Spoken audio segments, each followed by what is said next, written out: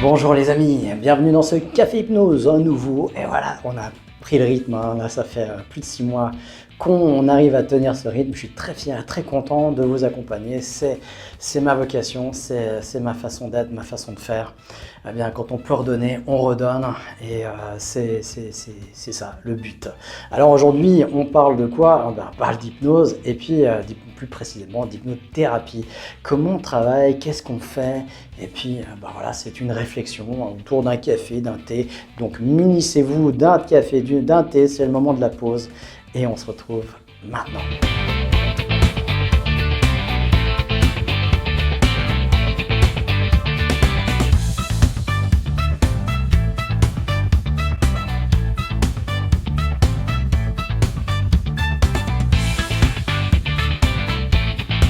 Bonjour les amis, j'espère que vous allez bien. C'est l'été, il y a le soleil, on est heureux, on est bien. Ouais, ça fait du bien, ça fait du bien. Ah, voilà, enfin. Mais voilà, il y a des pessimistes qui diront déjà le soleil commence à se raccourcir, la lumière.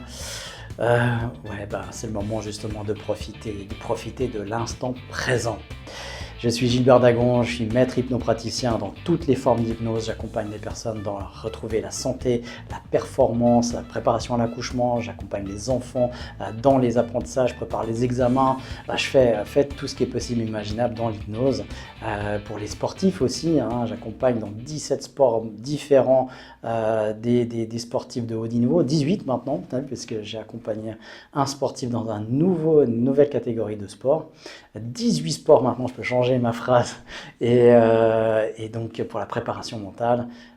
Et puis je fais aussi pour les entrepreneurs, pour des entreprises, pour un objectif, pour apprendre, pour prendre conscience, pour créer des équipes, et puis pour la connaissance de soi à travers le livre que voici. Et puis on édite aussi d'autres auteurs comme Alexandre Lombardet avec le fabuleux chemin de la vie, un éveil de soi, à soi, dans sa connexion à son énergie, et puis à son thérapeute intérieur, comme on a vu la semaine passée, la semaine d'avant, qu'on en a vu précédemment. Voilà. Et puis, voilà, ma vocation, c'est l'hypnose, c'est de vous accompagner justement sur ces thématiques-là, avec cet outil-là. C'est devenu une passion alors que je n'y croyais pas.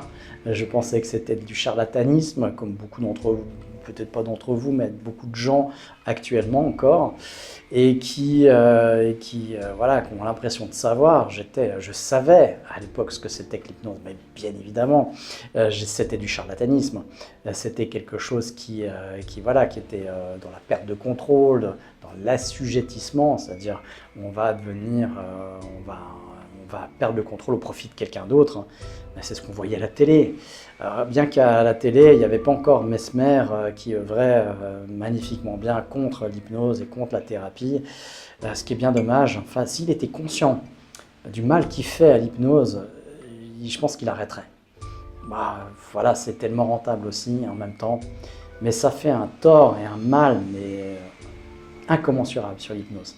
C'est triste parce que j'ai rien contre le fait qu'on s'amuse avec l'outil d'hypnose. Et c'est dommage qu'on assimile l'hypnose thérapeutique à cette forme d'hypnose et que ça fasse aussi peur aux gens que ça. Ce qui est étonnant aussi, c'est qu'il y a plein de gens, c'est plein, donc du coup les gens, ils n'ont pas peur de ce qu'ils devraient avoir peur, c'est-à-dire vraiment là où on peut manipuler les gens, puis ils ne viennent pas là où ça pourrait leur faire du bien, en faisant une espèce d'amalgame des deux choses, tout en allant vers le pire et en refusant le meilleur. Ça, c'est assez surprenant. C'est le paradoxe de l'être humain, hein. C'est comme ça. L'être humain est toujours dans des paradoxes. Bref, alors, quelle est la différence justement avec l'hypnose thérapeutique? Pourquoi? Qu'est-ce qu'on entend souvent? On ne fait pas ce qu'on fait en hypnose de spectacle, en thérapie. Alors, je vois beaucoup, et là il y a aussi un qui fait beaucoup de tort aussi à l'hypnose auprès du grand public, auprès des patients potentiels. C'est pour cette hypnose instantanée où on endort les gens. C'est ce qu'on donne l'impression, parce qu'on va dire en plus le mot dort, mais on n'endort pas. Hein, on ne dort pas quand on est en hypnose. On est dans cet état entre veille et sommeil, donc c'est pas du sommeil. Là aussi, ça présuppose justement quelque chose de faux.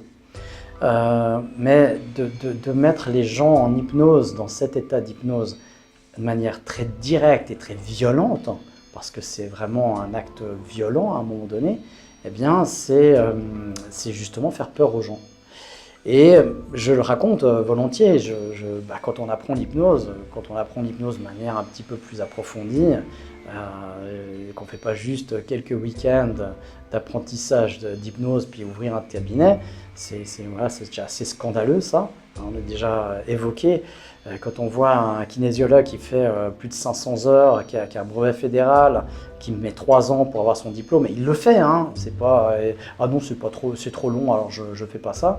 Les personnes qui se forment en shiatsu, qui fait 3 ans d'études, le naturopathe qui fait 5 ans d'études et qui le fait parce qu'il se dit pas c'est trop cher, c'est trop long. En hypnose, allez, en 8-9 mois, pour les meilleures écoles ici, en 8-9 mois, ils sont installés dans leur cabinet et ils font du n'importe quoi. Et la plupart ne le savent pas et ils sont plus en train d'avoir beaucoup d'arrogance et de dire voilà, je fais de l'hypnose, je suis le meilleur, je suis le plus fort, et puis tous les autres, c'est de la merde.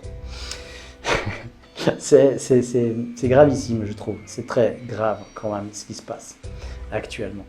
Puis quand on voit les associations qui essayent de défendre ça, voilà, quand on voit que les critères sont à 200 heures pour être bien formé, ça fait peur quand même, ça fait vachement peur. Une personne qui fait une bonne formation en réflexologie, qui est reconnue après par les assurances, c'est 500 heures minimum. Voilà, c'est moins important de s'occuper de la santé par les pieds, de la réflexologie chez les personnes que de travailler sur le système nerveux central. Je sais pas, je sais pas. Hein, je pense que l'un comme l'autre est tout aussi important et que l'hypnose devrait avoir des exigences tout aussi importantes que ça. Et voilà, mais il y a encore beaucoup à faire, beaucoup à comprendre là-dessus. Alors, dans le début de ma pratique, j'avais fait quand même une bonne école, première bonne école, après j'ai continué à me former. J'avais appris les hypnoses instantanées, hypnose rapide et tout ça, tout ce qu'on fait en spectacle. C'est assez facile à faire. D'ailleurs, la street hypnose, ça s'apprend en une matinée. L'après-midi, les gens vont déjà sur le terrain à hypnotiser les gens, ce qui est aussi un scandale en soi, parce qu'ils n'ont pas les outils. Quand on met quelqu'un en hypnose, dans cet état d'hypnose, il peut y avoir des abréactions, il peut y avoir des réactions émotionnelles, il peut y avoir de la sidération, il peut y avoir des blocages après à cause de ça, des peurs qui vont s'installer. Donc c'est vraiment à ne pas faire. Ne faites surtout pas ça, ne vous faites jamais hypnotiser dans la rue comme ça. Les gens qui proposent ces hypnoses-là ne sont pas du tout formés. C'est des gens en formation et une formation d'une journée. Ils sont à la moitié de la journée en plus.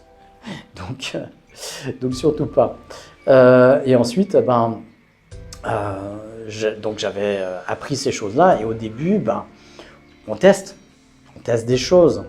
Alors, c'est des moitiés de patients, c'est-à-dire que c'est des patients qu'on prend, qui sont au courant qu'on est en fin de formation, qu'on est au début de notre exercice, et puis on va tester des hypnoses rapides. On va tester j'avais fait des tests hypnotiques qu'on apprend en hypnose classique, et puis par exemple ce qu'on fait avec Mesmer, les doigts collés, et des fois ça marche, des fois ça marche pas, on le voit chez Mesmer. Puis les gens que ça marche pas, du coup j'essayais d'hypnose rapide, instantanée, et ça marchait vraiment. Et du coup, les personnes avaient des fois les yeux ouverts, les yeux qui étaient révulsés. Moi, j'étais déjà le premier impressionné. La personne aussi impressionnée parce qu'elle ne pouvait pas contrôler. Donc, j'indiquais quoi? Qu'elle avait raison d'avoir peur parce qu'elle perdait le contrôle au profit du thérapeute, de moi. Et puis après, on faisait une séance thérapeutique, c'est-à-dire pour un objectif de santé ou de bien-être. Et puis, on accédait à cet objectif. Et puis c'était vraiment là-dessus, on ne faisait pas de jeu voilà ce qu'on fait en spectacle. On avait vraiment un accès thérapeutique ou de bien-être. Et puis la personne, une fois qu'elle revenait, qu'on faisait le retour, elle était fuyante, elle avait peur, elle avait vécu une expérience qui était une intrusion, elle était mal et elle voulait surtout pas revenir et surtout pas en refaire. Et c'est une des 3 raisons. J'ai pu observer à travers les discussions que j'ai eues avec les personnes qui avaient très peur, notamment dans mon échange public avec les gens qui sont venus un peu au salon des thérapies naturelles, qui sont venus sur notre stand nous visiter ou juste de passage et qui ont manifesté de la peur. J'aimais bien discuter un petit peu avec eux pour voir quelles étaient les raisons. On a décortiqué 3 raisons. La première, c'est Mesmer, la peur de ce qu'on a vu à la télé, on n'a pas envie de subir ça, perte de contrôle, etc. L'effet divers avec des psychiatres, psychologues qui abusent de leurs patients, comme ce fameux Français qui défrait l'effet divers. C'est scandaleux, c'est répugnant. Mais ça existe, voilà. Et puis le troisième, c'est les mauvaises expériences en thérapie faites par soit des hypnothérapeutes qui sont mal formés, soit dans des techniques qui sont trop brutales, trop intrusives, trop violentes. Et donc je l'ai fait 3-4 fois, pas plus. Alors déjà, ça me prouvait moi aussi, ça m'a mis en confiance parce que je me suis dit, ok, ça marche, mais ça faisait l'effet inverse chez les patients. Alors ça pas l'effet inverse sur l'objectif parce qu'ils atteignaient leur objectif. Le résultat était probant parce qu'ils étaient dans un état d'hypnose, mais l'entrée en hypnose de manière violente, aussi brutale, leur faisait peur et faisait reculons. Et donc, plus jamais d'hypnose. On va faire d'autres trucs beaucoup plus doux, la kinésiologie, l'olfactothérapie, les massages, des choses comme ça, parce que c'est plus doux, on n'a pas envie de se faire du mal, puis d'avoir peur. Puis remettre sa vie à quelqu'un qui a fait d'autant plus 200 heures d'études là-dessus, ou 3 week-ends. Non, c'est pas possible. Donc j'ai vite arrêté de faire des entrées en hypnose, des inductions brutales comme ça. Et on va en douceur maintenant, on prend son temps. À la façon d'Erickson. Erickson disait qu'une bonne induction, c'est entre 20 et 30 minutes. Alors on a évolué depuis, on n'a pas besoin d'autant de temps. En quelques secondes, en quelques minutes, on va dire, si on prend son temps, eh bien on peut atteindre un état profond, voire très profond. Et puis encore une fois, ce n'est pas un état profond qui est plus efficace. Un état superficiel d'hypnose est beaucoup plus efficace qu'un état profond. Mais encore une fois, pour moi, ce n'est pas vrai non plus ça. Ça dépend des besoins de la personne. Parfois, il y a besoin de décrocher complètement le mental. Du coup, on va dans un état profond. Et puis à ce moment-là, la personne, elle perd complètement le contrôle, mais elle a contrôlé l'entrée en hypnose. Du coup, c'est une entrée douce. Et puis après, elle a une amnésie parce que bien sûr, elle a perdu le contrôle complètement. Et puis elle va revenir, et puis voilà. Mais ça, elle va revenir aussi doucement. Donc on fait toutes ces choses-là de manière assez douce pour que l'expérience ne fasse pas peur. Et puis après, encore une fois, la meilleure chose, c'est d'apprendre l'auto-hypnose. Donc là, soyez curieux, et il y a les prochaines dates qui vont apparaître. Eh bien, vous pouvez apprendre et à le faire par vous-même. Ceux qui n'ont pas confiance, ceux qui ont peur d'être manipulés, apprenez à le faire par vous-même. Et vous vous débarrasserez, comme moi je l'ai fait, par vous-même, sur vous-même, avec vous-même seulement et uniquement, donc en toute autonomie. C'est la seule technique, l'auto-hypnose que je connaisse, qui ne présuppose aucun élément extérieur à soi. Vous n'avez pas besoin d'une bougie, d'incantation, de musique, de cadre spécifique. Vous pouvez faire ça dans la nature, vous pouvez faire ça dans un concert rock, vous pouvez faire ça dans le bus, vous pouvez faire ça chez vous, dans un contexte harmonieux, dans une petite bulle, dans un cocon. Vous pouvez faire ça dans un paradis aux Maldives, vous pouvez faire ça n'importe où. Vous êtes autonome à 100%. Et en apprenant l'auto-hypnose, ce que j'ai fait, je me suis guéri du rhume des foins, de crises d'angoisse, d'insomnie sévère et puis d'une phobie. Et tout ça, à chaque fois. Et puis de l'énergie, j'ai monté mon niveau d'énergie, ça aussi je le dis très peu, mais ça c'était ce que je dis là, c'est à peu près en une séance d'hypnose. L'allergie, c'est en 2 séances à 6 mois d'intervalle, mais j'avais déjà bien débarrassé et c'était la première chose que j'ai fait et ça m'a stupéfié, ça m'a convaincu que l'hypnose, il y avait quelque chose à creuser. Et comme je pensais que l'hypnose c'était du charlatanisme, que c'était quelque chose qui marchait peut-être sur certains esprits faibles et que moi j'étais bien plus fort que ça, j'avais pas envie que quelqu'un m'hypnotise. Donc commencer par l'auto-hypnose, c'était vraiment essentiel pour moi. Ça a été le déclic. Parce que là, je me suis dit, j'ai encore plus de maîtrise et de contrôle sur moi que je n'en ai jamais eu, que je n'en avais jamais conscience. Parce que depuis là, j'ai pu me guérir À chaque moment où j'avais une faiblesse physique, à chaque moment où j'allais tomber malade, eh bien quelques séances d'auto-hypnose et puis c'était terminé. Et j'ai pas eu de grippe depuis une quinzaine d'années. J'ai jamais manqué mon travail depuis plus de 20 ans. Et donc j'ai pas eu une absence pour ça. Et donc j'ai pas eu de baisse d'énergie. De temps en temps un petit rhume. Et puis, mais vraiment qui dure une demi-journée, une petite toux à un moment donné, qui est libérée en 24 heures maximum, mais grand maximum. Je suis très large, très très large. Mais c'est tout, jamais rien d'autre. Et puis ça fait partie justement, quand on communique avec son inconscient, l'inconscient n'a plus besoin de communiquer par des symptômes avec nous. On est simplement autonome. Et puis on peut gérer, une fois que ça arrive, c'est qu'on n'a pas bien écouté, eh bien on est conscient de ça, on va directement communiquer avec son inconscient et ça fonctionne. Et c'est ce qu'on apprend vraiment en auto-hypnose. Alors comme je disais il y a quelques temps, eh bien on a la possibilité en hypnose de travailler sur deux manières différentes, c'est-à-dire de travailler sur l'origine, la cause, et j'invite vraiment à faire ça en premier, et puis après on va travailler sur l'objectif. Et il y a des thérapeutes qui travaillent que sur l'objectif. C'est dommage parce qu'il y a beaucoup de causes qui vont empêcher de travailler la réussite du travail sur l'objectif. Le travail de l'objectif est très bien fait, mais il y a une cause qui est là, et tant qu'on ne l'a pas écoutée, eh bien, elle ne permet pas d'aller au-delà. Pas toujours, mais très souvent. Voilà, il faut le reconnaître. Et c'est pour ça que des fois en hypnose, j'entends qu'il y a des gens qui doivent faire 15-20 séances pour arriver à un objectif. Alors que dans ma conception, dans mon vécu depuis 15 ans d'hypnose, ça ne m'est jamais arrivé. Jamais. Pour accompagner quelqu'un à la connaissance de soi, à la compréhension sur différents objectifs, oui, on va faire plusieurs séances. Mais sur un objectif, c'est 2 à 3 séances. Et c'est vraiment ce que je vis depuis 15 ans. Alors quand j'entends des gens qui font 20 séances d'hypnose, 20 séances de MDR, je trouve ça dommage, parce que je pense que les thérapeutes sont très, très bienveillants et c'est très bien.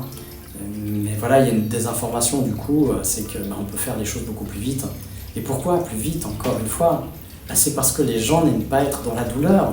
Si je peux faire les choses en 2 séances ou en 20 séances, pour quelqu'un, je vais choisir quoi? Si je suis en fonction de moi et de mon porte-monnaie, je vais choisir les 20 séances. Maintenant, si je suis en fonction de la personne, eh bien, je vais choisir les 2 séances pour elle. Et c'est ce que je fais. C'est ce que je fais depuis 15 ans. Alors, on va chercher la cause, et s'il y a une cause, eh bien, on va pouvoir la nettoyer. Comme cette personne qui avait une phobie de tout ce qui était le sang et tout ce qui était du corps humain, la biologie. Donc c'est une personne qui est incapable de regarder des films d'horreur ou des films avec juste un petit peu de sang, un Game of Thrones ou des choses comme ça, impossible pour elle. Alors on a des techniques en PNL où on va travailler directement là-dessus en pure inconscient, c'est l'inconscient qui nettoie, on ne sait pas vraiment ce qu'il fait mais il le fait. Et ça se fait en une séance.